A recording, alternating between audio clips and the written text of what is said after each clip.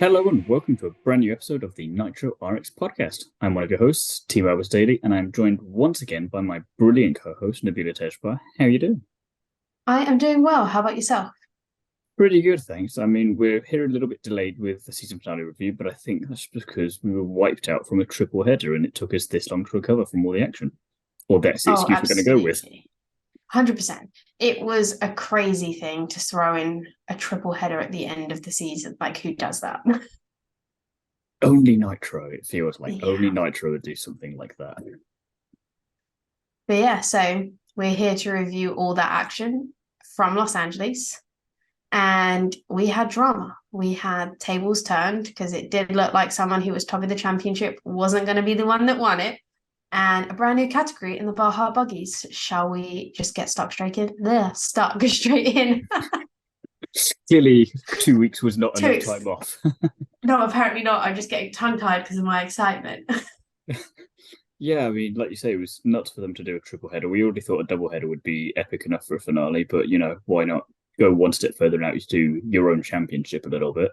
And it just didn't disappoint at all from day one, really, as the initial kind of thoughts of the long weekend. It was the great thing about it though was that it didn't feel like it was too much. It still felt like there was enough carrying everything and it got to breathe and have its own room, and you weren't there thinking, "Oh Christ, get on with it already." Like you get to the end of Saturday and like, okay, that's enough now. Can we just not? Can we just do it now and that'd be it?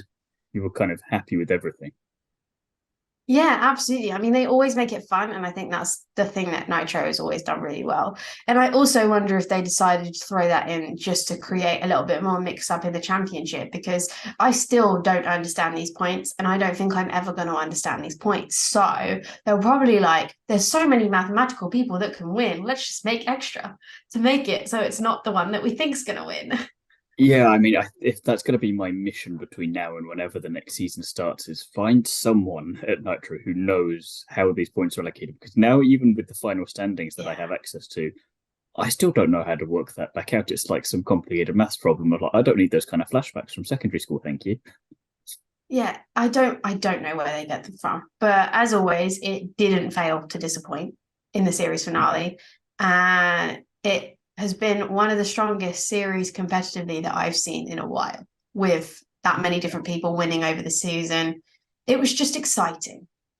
Yeah, and I think no discredit to a lot of the other racing series that are out there that are fun and do have that kind of jeopardy where a lot of different drivers can win, but I don't think we've ever had something straight out the box, more or less on a global scale. Because when you think about even the previous championships, probably only about, if you add them all up, about the same amount of races as this championship's had now in one. Yeah. Um, Yeah. and I don't think you've ever had that much jeopardy from the start of it, where so many people could win, so many people coming in and out and on the podium in different categories, and it's somehow worked. They've thrown a lasagna at the wall and it's stuck there, and you're like, I don't know how you did that, but I'm impressed. Yeah, there's so many things that they've done this year, and just generally over taking this thing global and having so many more drivers that have just come and joined it, that they've just managed to make work. Like, new series don't make all these things work. There's always some kind of like corkscrew or something that goes wrong, and but this hasn't had that. It's like they've listened to everything. They realized it wasn't as entertaining in round one. So straight away in Sweden, they Mm-hmm. fixed that. And then every single round, they've surpassed themselves on making fans feel included. They've gone above and beyond for fans, and they've realized that they have no sport without these fans, and they are monopolizing on that. And it's brilliant. Something that other motorsport series should take a look at and listen to. Cough F1 cough. Oh, Um, absolutely. I mean, it's just, I don't know. It's the first series that I feel like's truly been for the fans and not just the one winning that championship. Obviously, every driver wanted to win that championship, but every driver went out and gave them fun and their all, and the championship gave them something. Like, I've never seen a championship give to the fans as much as this has. and as well with the drivers, we'll get into it a little bit later. There's one perfect example of it, but you've got such a high level of competitors there, but they also really help each other out. And it's just bizarre to see that because you think you're competing at what is one of the highest levels of your area of motorsport. You wouldn't see that generally in another. You wouldn't see that in IndyCar, you wouldn't see that in F1, you wouldn't see that in NASCAR or anything like this. You think, if he's got a screw loose, is he trying some underhand tactic of saying, "Oh, it's like this," when it's actually like this? No, he's just being a nice guy, and it was just it was another great little fold to it. But before we ramble too far on into overall thoughts of the season, I'm going to just jump into the first of the triple headers, which was a shortened one, so that was nice for Friday. It was a nice appetizer to get things going, and it was a bit like the previous doubleheader we had in either, I think it might have been Los Angeles as well. It's been such a long season, I may be wrong on that. I'll put a little asterisk next to that, where they had the whole Group E on the Friday and nothing else. And then they did everything else properly, including Group E again on the Saturday. It was either that or Phoenix, depends. Yeah, I want to say one of those. Yeah. I can't remember exactly. It's been such a... That's the only criticism I have. The season is too long in terms of the gap between races. 100%. I think, if we can just get it condensed or chuck in 2-3 more for more action, but in separate places rather than the double headers. That summer break was a bit too long. 100%. But yeah, we had Group E pretty much more or less by themselves. We'll get to the other bit in a minute on Friday. So you had Pastrana winning Heat 1, Larson crashing out a little bit, being caught out, very uncharacteristic. Backwood winning Heat 2, which is exactly what he needed to do to try and maximize his chances. Newcomer Timo Scheider, who I'm going to keep calling kind of my alter ego for this because I can. He won semi-final 1 with Larson winning semi-final 2. Again, lovely to see all different drivers getting on top of different heats and semis and all this kind of stuff. It's brilliant. We had Kevin Erickson then winning the LCQ with Martel managing to scrape through as well. McConnell, because it's McConnell, became top qualifier again, and no one was particularly surprised by that, especially now it's back on terrain he's meant to be good at, not just snow and ice. Who had then managed to win the final, which was exactly what he needed to do to keep his championship hopes alive at that point of the weekend. McConnell P2 and Scheider P3 on debut, which just flipping fantastic, to be honest. And it was hilarious watching his progression up the championship standings across the weekend, given he was only there for one weekend and he got very close to a lot of other drivers that have been there all season long. So that was just amusing. And then Larson doing his damnedest to lose the championship early doors by retiring from the race and making it great for the fans. I mean, if that was fan service, very nicely done because it kept the jeopardy going for a bit. But like I said, very nice appetizer for the weekend for Group E. Oh, absolutely. I mean, I think Timo did such a great job coming in and just... I'm going to be doing that a lot. Yeah. Just a great job coming in and doing stuff that, let's be real, drivers that have been driving consistently every week still haven't done. Not naming any names. But it just frustrates me because there's so much talent there and I know they can do it, but they're just not. But yeah, happy to see him come in. How annoyed were you being a Chris Meek fan that he comes in to replace Meek and then gets straight on the podium? Like, no, of all the people. I am pretty sure I've said it on this podcast before. My expectation for one win of this season was going to be in this last round with Chris Meek, and that just got taken away. And you're triple the chances as well. I know. I was not a happy person. Obviously, I hope that Chris Meek's recovering very well. However, he'll need to by the time you get your hands on him. Yeah, this was his shot, and at least it was a good weekend for the Excite team. Though at least they had someone on the podium. But I think the biggest thing for me on that Friday was Larson crashing out because I was like, oh no, has we done it again? Where that literal championship hope, and it happens all the time, crashes out and doesn't win. It's the most heartbreaking thing. And I was like, no. And then obviously, no, we still have 2 days to go and anything can happen. But it's ridiculous that Timo's points were ending up being at that point where they were catching other people. This is why I need to understand this point structure because it doesn't make any sense. Yeah, I think in the end there was only about 40 odd points between him and the likes of Meek and Bennett or something like, which again was ridiculous. But I'm going to have one of these giant boards somewhere. I'll do an explainer video at some point when I figure it out, and you'll probably get 10 views. But I'm like, well, I'm satisfied with this because I now know what's going on.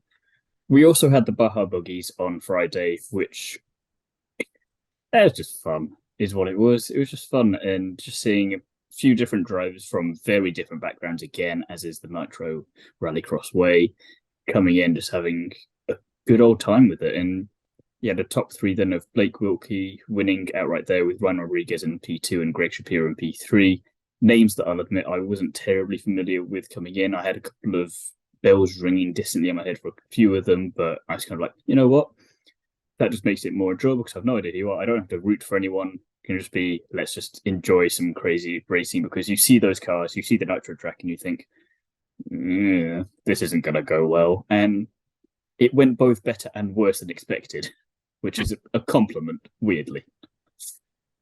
Yeah, I mean, Nitro never fails to deliver in crazy things happening. And the Baja buggies, they're just fun. As you said, like, I love that they always have this category that is just for pure fun and enjoyment, and anyone can just go have a go. And that's one thing that they've done so well. And yeah, that was a nice break up for the day before we headed back into the glorious Group E of Saturday, because let's be real, this weekend around the whole thing was just crazy. So yeah, yeah. So should we jump into what happened with Group E on Saturday? Yeah, I mean it was nice as well because you had a little bit more going on Saturday as well with the other categories to break it up. So again, it wasn't all just Group E, Group E, Group E. And I think if that had been the case and there was only one other category, then it might have become a little bit, like I was saying before, a bit like get on with it. But they did the pacing nicely. You had Oliver Erickson this time winning Heat 1 with Backward in P2, then Pastrana coming back and being kind of the first repeat winner as such for Heat 2 with a photo finish with Scheider beating McConnell.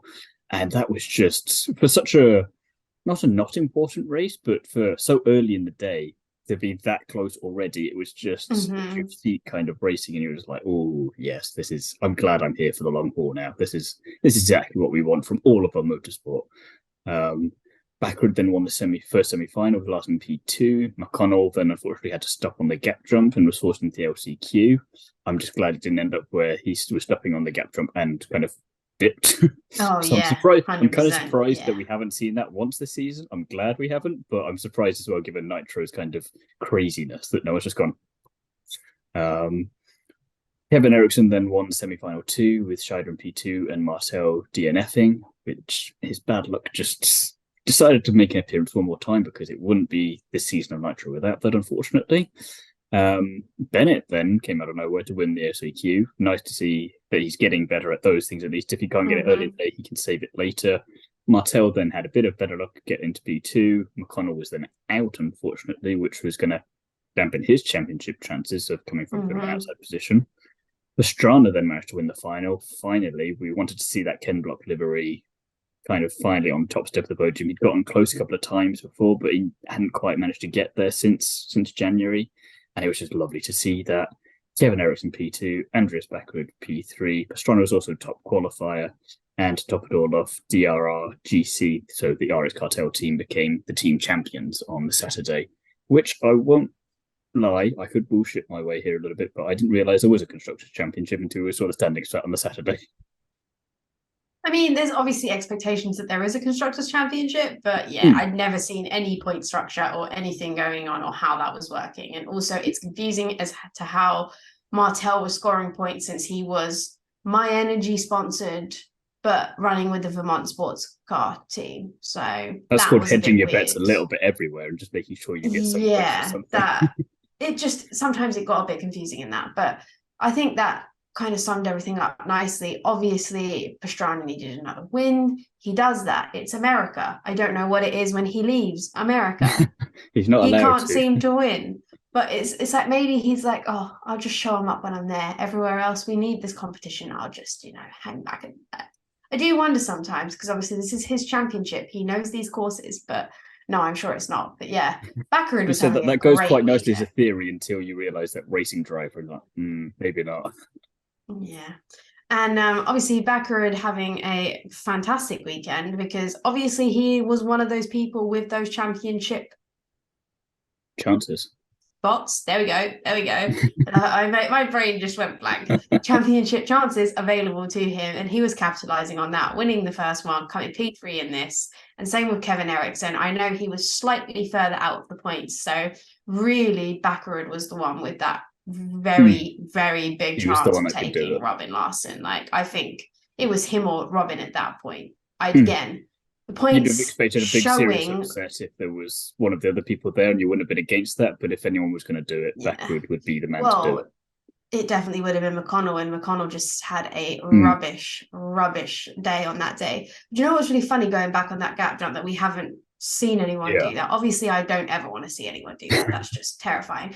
But I was speaking to a driver the other day who does some cross buggy carts whilst I was traveling, and he said one of the things he's most terrified of Nitro, and he's not sure if he'd want to do it, is because of those gap jumps. Because they're so different and so weird. And I was just like, that's such a funny thing to think, because I just think it looks cool. You don't think about it. But I think it's I one of those guess, things you really yeah, just have when to you're, stick your foot in, because if you think about that for too long, you're not going to get over it, and it's nothing to do with the car then.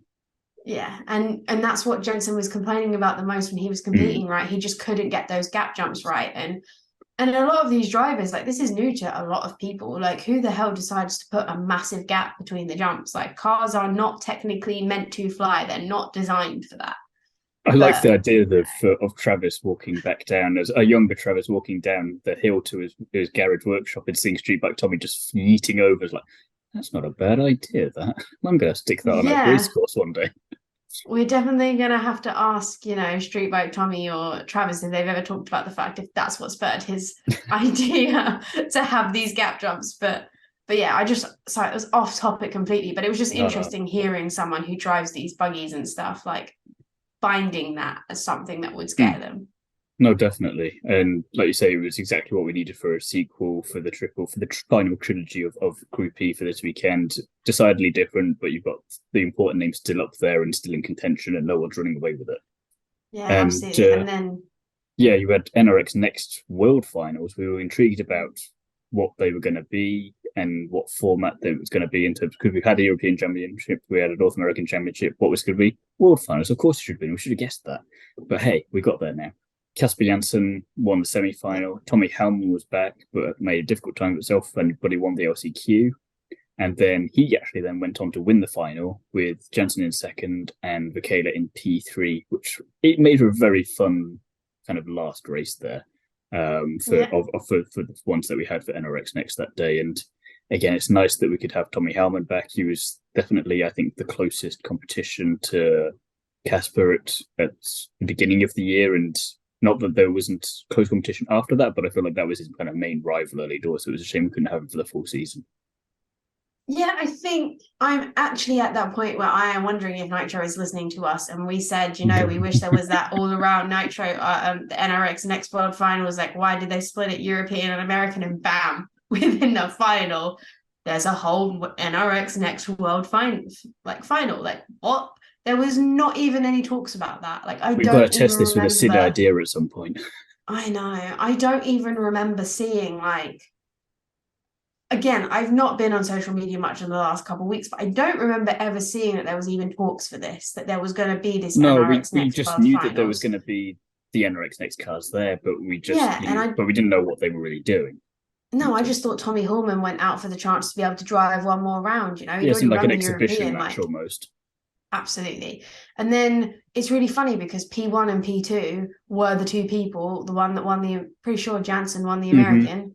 Yep. And then Hallman won the European. So it's just really Mm. funny that still ended up being those two competing against each other. But as always, the next category didn't fail to disappoint. It's a strong category, and I do really think it has high potential to be that feeder category.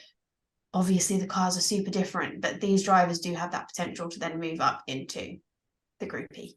Yes, definitely. And one of the other categories we had there was the Can AMs SXS, which is a mouthful to say apparently. And kind of it went all right, but I don't have everything for Saturday here because I'll get there in a second. We had Greg Show winning the semi-final, and then Ben Mayer won the LCQ very nicely. Then we had a crash in the final race, which red flagged the session. And I was watching part of Saturday stuff, kind of speeding through some of the non-racing bits at times because long stuff. And maybe you saw something I didn't, but I didn't see them restart the race on Saturday, so I'm not entirely sure what happened there. And I haven't been able to see anything, any information-wise on what happened there. So I think we had them on Sunday. Yes, we did, but Saturday it kind of just stopped. Yeah, so I'm not really sure what went on. No idea there. It was enjoyable up to that point because I love yes. stuff, but it was just kind of, and here's some Baja buggies. I'm like, okay, cool. Are we going back to that? No, all right, we'll just do that on Sunday instead. I think it's one of those things, they have so much going on anyway. It's a possibility that no one even realized something didn't happen, or they were just like, we just have too much going on. We've got to get through it. They Just don't no, want it's to like me create that noticing. repetitiveness. Yeah, yeah. I don't know. And again, maybe we both missed it. I do the same thing. Like, there's so much content and so much Mm. information to be going through. You I'm do say kind of just skip to be it. familiar and catch up. I don't want to be spoiled on things. I can Yeah, go back and look at other stuff later and take my yeah. time with them. It's like, okay, for now, I just don't want to look at my phone and be spoiled immediately. So let me just get the racing out of the way. Um, Absolutely. But then that went back to the Baja buggies with yeah, Rodriguez winning the final with Wilkie in P2 and Shapiro in P3. Absolutely brilliant race and lots of fun. And then Wilkie from P7 to P1 and then back down to P5 after his bumper got hooked to another car. Like, that really closed the door on his race. But what's crazy is there's just so many different drivers all the time. My brain cannot yeah. comprehend. And I sit there going, do I remember watching this? And I like can't picture who's who because I see so many different things. Like, I need color coordination or something. No, I get what you mean. It's kind of you need to be very much paying attention there because I think either you need to be paying extreme attention or no attention, and you're just watching the cars Mm-hmm. and enjoying it. There's if you try a middle Yeah. ground, it's just not going to work at all. But again, the Baja Buggies did exactly what they did on the Friday, sorry, and being a lot of fun. And the fact that P7, P5, P1, just moving all around the place and just oh my god, the stress level is just like my god, man, just choose a position and stay there. Do not stop playing with us all the time. When these other drivers are trying to get on with their race and they're having a crazy enough time as it is without you just darting in and out all the time. But a lot of fun, especially again in those cars. It didn't seem any less silly the second day after having fully seen it on the Friday. Yeah, I mean, they're just these categories, they have that ability to bring in such random things and such fun things, but it also shows that there's competition between all these categories, and it's not just the Group E that you're there to watch. You're there to have a great time, and these drivers are delivering. I mean, if it's that easy to go from P7 to P1 to P5, and then by the looks of it back up to P1, P2, sorry, like, And bearing in mind these races good are less competition, than eh? 10 laps. Yeah, they're not long. No, it's just like But man, you have a race that's like 5 minutes. Like oh, nothing probably much happened. Like mate, you do not want to know what I've just been through the last 5 minutes.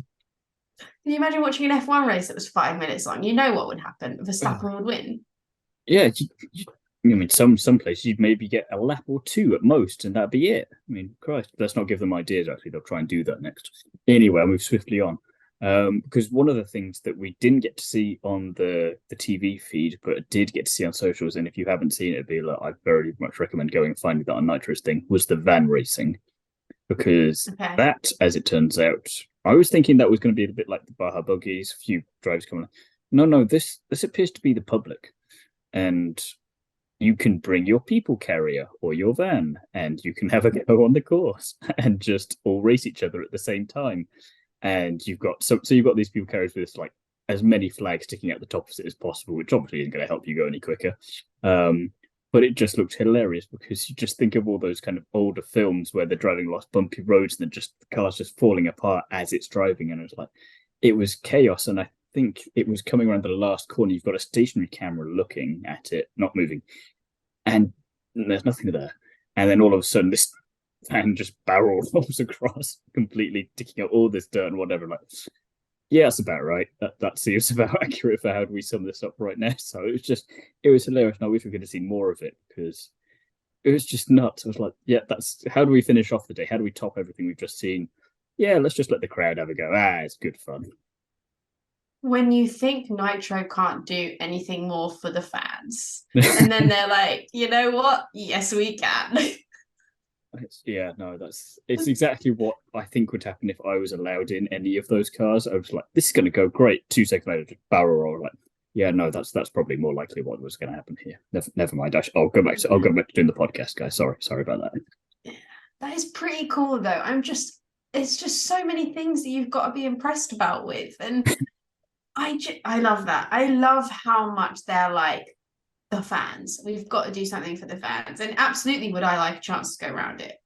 I'll take Oh my yeah. sports car. No, I need a sports car to take around that, although I just don't think that's going to work. you'd find something dirt cheap for $100 or $200 that you don't mind writing off immediately and just go for it. Yeah, even if Yours I not end up necessary. with oh, absolutely. If I end up at the end with just a seat and a steering wheel, I'll be happy. I don't care. It's like one of those cartoons where it's like just everything flying off the whole way around. Oh, so you're finding one of James Bond's old cars after the car chase where there's not much left. And it's like, this will do.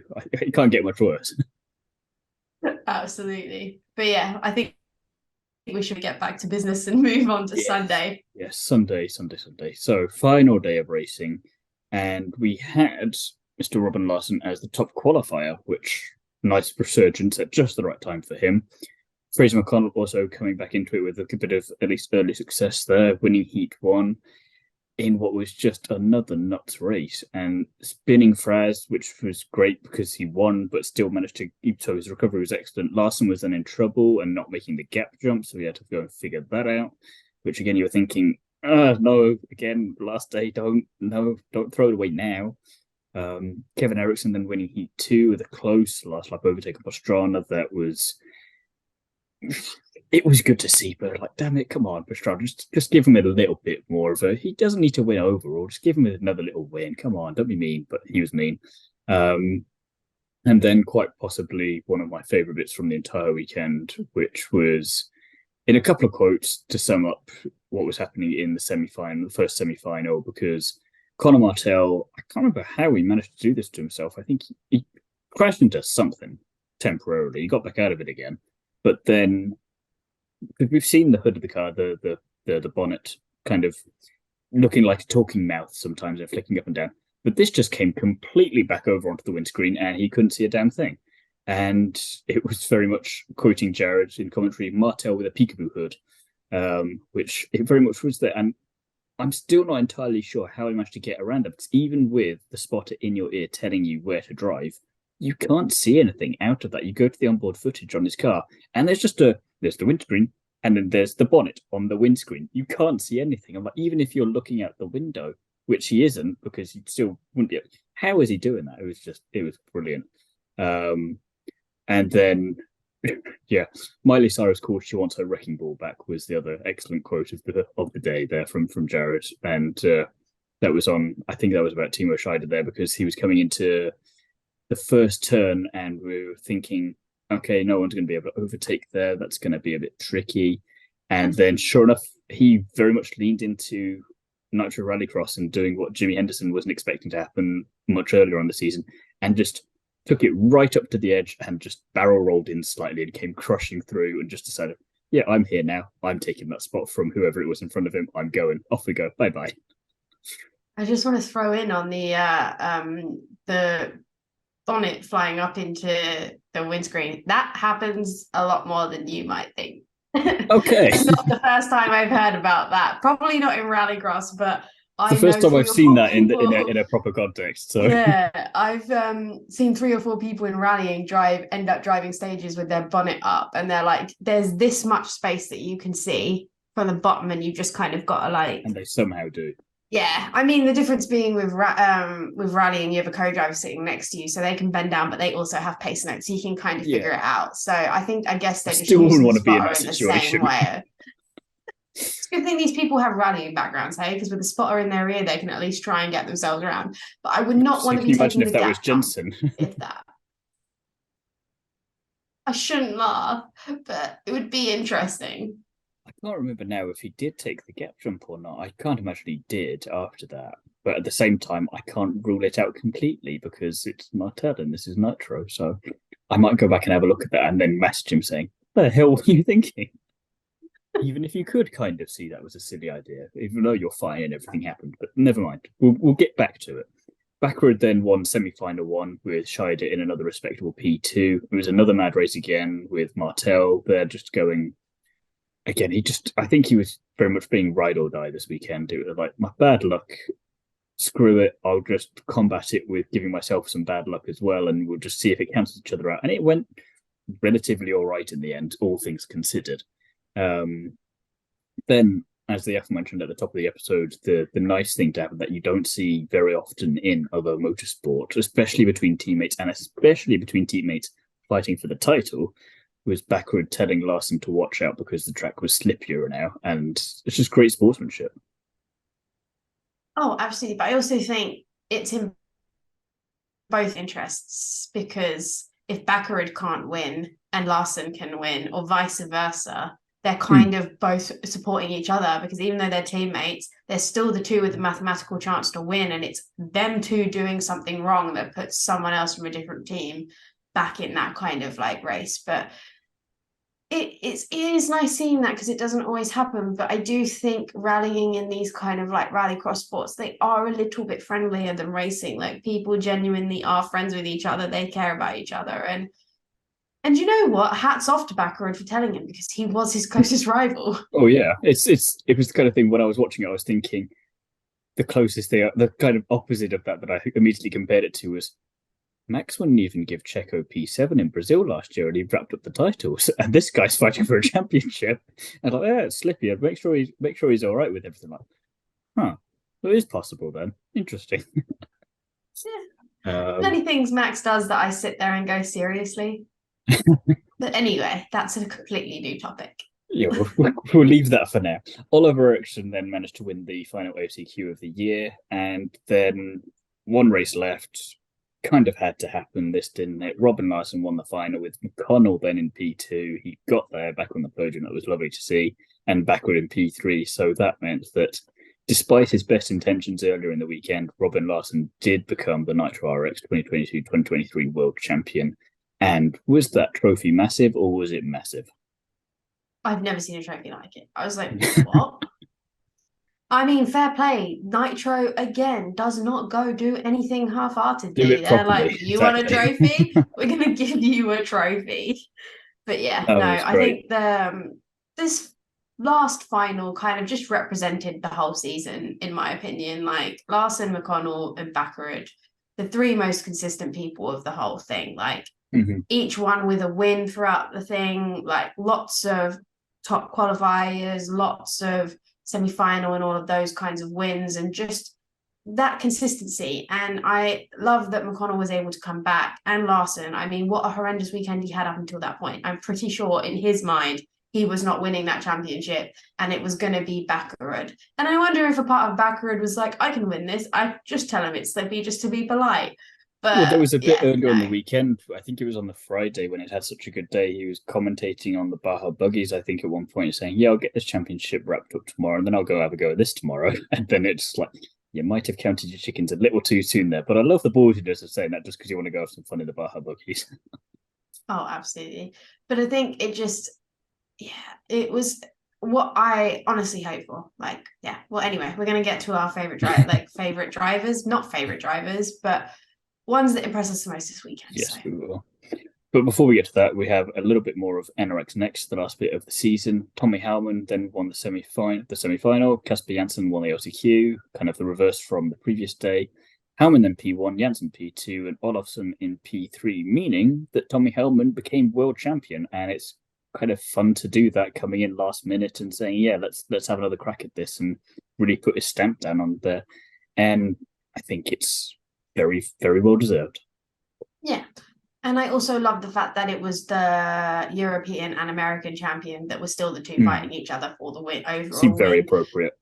Yeah, it really did. And congrats to Tommy Hillman for winning that. I mean, what a solid year for just showing up at the last event and it being a double header for them. That was a double header for them. And getting the chance to win that. It's well worth trying to find a way to come out here. And I hope that spurs on more drivers for the following years. And now I don't need a European and American, I need an overarching NRX next champion, because and I think as well, to what you were saying before, having world champion on your CV looks great, and also if it acts as kind of an appealing thing to maybe get boosted up into Group E, that looks great as well. You can come in for one round, win that, and because of that, you have this title next to you, and you can say you then beat the North American champion, who is also your biggest competition for the European title. Chef's kiss. It was very nicely done there. So again, quick thinking by us, and then Nitro, because they just to do all of that, and it worked a treat. So again, it was just, and again, entertaining racing. short laps, short races, and how you actually do a sprint successfully. And then, of course, we had the Can AMs for one more time because it wouldn't be Nitro Rallycross final without them, and we got a proper full round this time. So Gregoire Michaud won the semi-final. Sarah Price, then, who'd come in for the weekend, she was both in the Baja Buggies and in the Can Ams, and she'd actually run from one to the other at one point to make sure that she'd get racing, so that was great to see. And unlike other drivers, I think it was Ollie Bennett on the Friday, he just was stuck in his trailer and he just didn't turn up for the race. So he got disqualified immediately from it. Like, of all the reasons to lose out on stuff, and then he's like,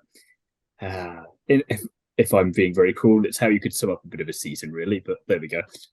So I'm glad she made it there anyway. And Tisha Buffoni was also back, and she got the fastest lap in the LCQ, which was great to see. Amanda Sorensen was also there. So it was nice to have those three all back. Well, not two of them back, and Sarah Price for the first time. Just Buffoni, who needs to go and do an Extreme E now. So you had an interesting combination of drivers there. Getting sidetracked already. Stop it, Timo.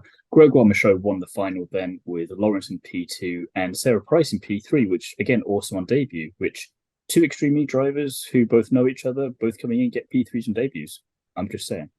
Sorensen, Buffoni, and Maya were P4 and P5 and P6 respectively, which pretty damn good as well, especially for Buffoni, who we haven't seen in a while and very much wanted to get into this kind of racing, but hasn't been able to do a lot of it. So for her to get a solid result like a P5 in a close field like that, especially with Ben Mayer, I mean, again, we say he's 14 now, so he's much older and wiser, but at the same time, he's still a beast on track. So for them to both get ahead of him is pretty impressive. And also worth noting that Demi Bagby was there on the Friday and was going to be competing for the weekend, but she rolled pretty badly in practice, so she had to sit out, unfortunately.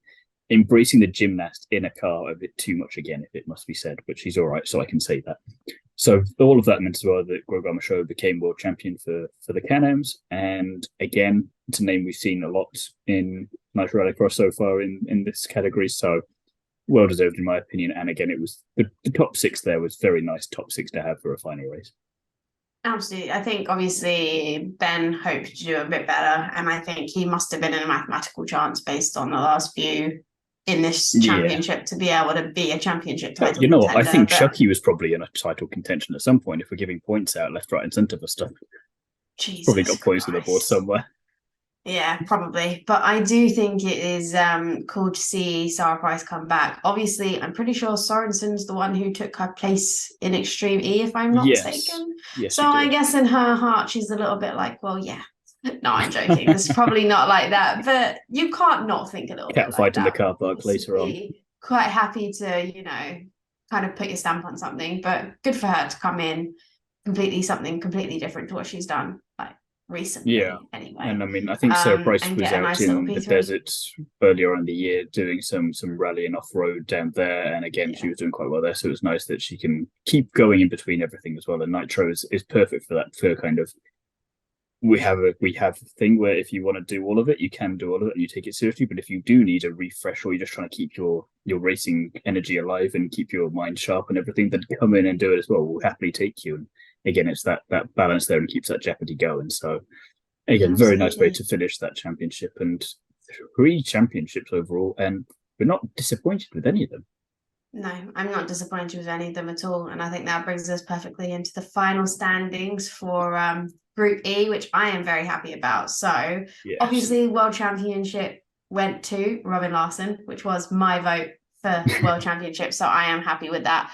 And I was really, really, really worried on Friday, and then again, Saturday, if you think about, I was like, "There's no possibility." If we go back to the very beginning of the season when he nearly died, and then comes back to just win the championship, and like that's a story. Oh, 100%. So we had Robin Larson with 403 points, Andreas Bakkerud with 371 points, Fraser McConnell rounding out the top 3, which again fitted perfectly with that final ending to the championship on Sunday with 348 points. Travis Pastrana with 330 points. That was a surprising one for me, but yeah. And then Oliver Erickson in 5th with 313. I still do not understand point structures, and I would very much like the mathematical equation, Nitro, so please do send that to us. And then in the constructors, you had DRRJC with 891 points, Olsberg's MSCAB with 668, Vermont Sports Car with 638, and DRR with 502. Oh, and Excite Energy Racing. Don't forget your team now. Oopsie. Sorry, my bad. That seems fitting at the same time, though. So just I mean, I forgot, just like Oliver Bennett forgot to leave his trailer. Yeah, which, oh my, I mean, we saw, was it Travis earlier on in the season, literally driving as fast as he could to get to the line and didn't quite make it in time. It's kind of the hold my beer version of that. I can do even worse than that. But it's like, no, this isn't the competition we're meant to be having here. Do it on track, guys. Yeah, absolutely. But that's just funny. And I think, I don't know. I think he just got to the point where he's like, I don't know what to do anymore. I wonder if it was a purposeful, I just can't be bothered.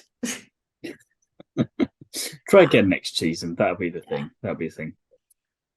So after absolutely monster weekend and season finale, we are actually finally done for this season. It has felt very much like the meme of the old woman saying it's been 84 years since this championship started. But I don't know about you, but I haven't thought any of that was not worth it. No, I agree. I think it was a fantastic season finale. Nitro just delivered the whole season. And honestly, very happy with who won. Can't wait to see who comes back next year. And already on the social media pages, there's drivers already saying, is it time to go racing again yet? They just can't get enough of it already. So I'm hoping we're not going to have to wait too long before we if it starts in June again, I don't think it's terribly long at all. No, we can work with that. But anyway, that is all we've got time for in this episode. If you want to see more from Nabila and I, all of the links for where those places will be also in the description below. So do go and check those out and make sure you follow the Nitro RX podcast and probably Nitro RX as well over on social media as well. Be weird if you just followed us and not them. So maybe get that uniform. And we'll be back soon with kind of a bit of a bonus episode, kind of a shorter version, just to give some general thoughts of the season overall. And we'll have some interviews probably as well at some point as well in the off season with various people that we haven't been able to get hold of yet. But it's all that good stuff coming. And keep your eyes and ears peeled for all of that. Thank you very much for listening, and we'll see you again soon.